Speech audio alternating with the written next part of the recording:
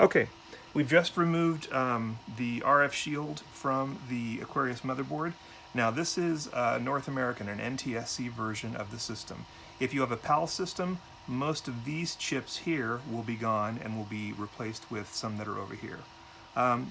This is kind of cute. It's a little date sticker on that. I don't know exactly what 0905 means. I'm just going to leave those for right now. We will do a capacitor replacement. There are approximately 8 capacitors that can be replaced on this motherboard.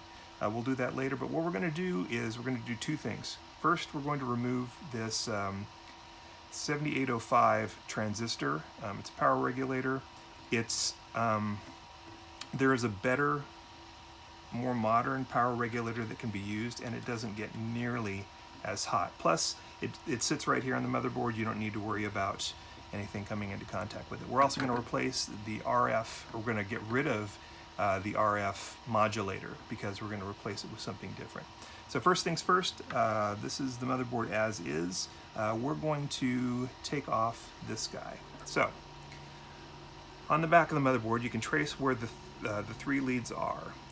For those who are paying attention, the Aquarius has a number of voltages that come in off of the wall wart, the brick, the power brick, but then they need to be regulated to plus 5 volts, plus 12 volts, which is needed by a couple of the systems, the chips on here, and then minus 12 volts, which are needed also for those as well too, because they're actually putting out higher voltages.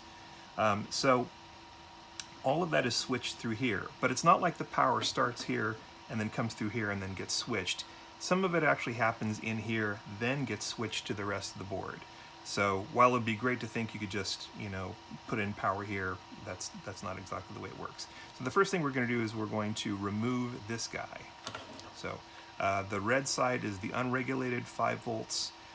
The white side is the regulated 5 volts, and of course black is ground. So if you flip it directly over, it's a set of 3 leads right here. It's very easy to see.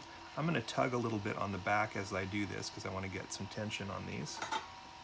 We're going to start with the red side, the unregulated. Let it melt down. Good. I wiggle it around, pull the solder out.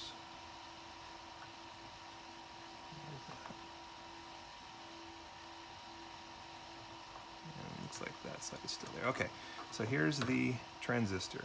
It's no longer needed. We're going to melt the through holes. These are called vias because they go to the top.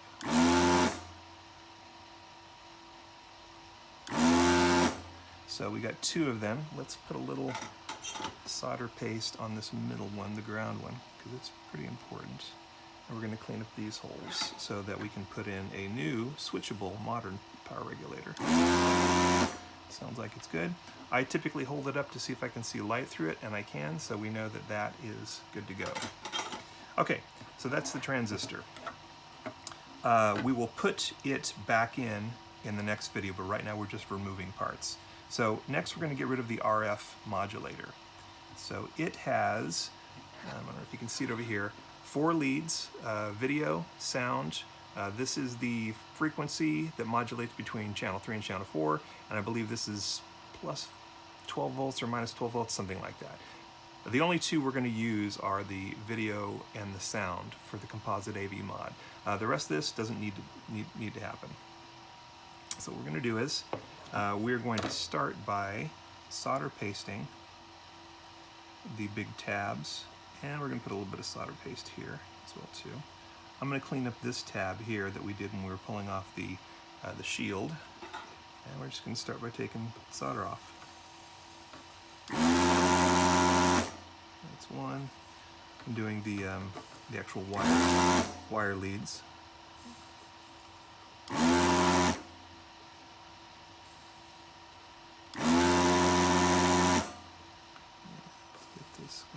Pull some of this extra solder up. All right, so we've taken the wire leads off. Now we're going to actually take the tabs off. And they do take a lot of heat to remove. It normally takes a couple of passes. It looks pretty good. I'm going to give that a little push. I'm going to do this one.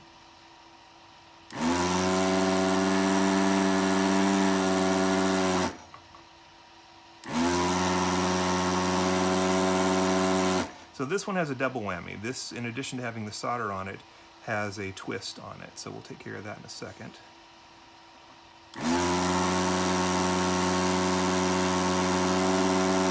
That's good. This one also has a twist, and then we'll do this last one here.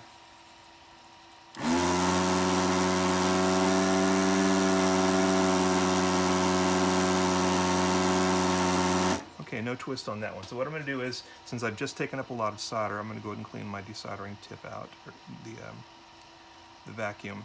And it is a little sticky, so we're going to do that. And it's flowing just fine now. Clean that tip up for the next time. All right, I'm going to cool this off.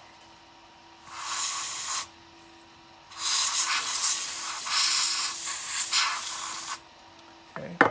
And we're going to bend the upper and lower tabs. Yours may be bent on the sides as well too. I guess it just depends on who installed it. So that's straight, that's straight.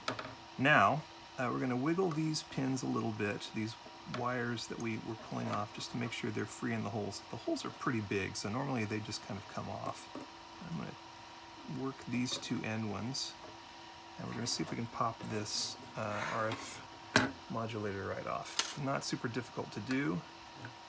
Yeah, looks like it's coming right off. And it should just slide right out. That was an easy one. Good. No need to keep this. I suppose you could sell it on eBay if you wanted to, but they're not worth very much. They basically only work for the Aquarius, but who knows? There's some people who may want to keep it retro and cool, and it's a neat little device. So we're going to set that aside.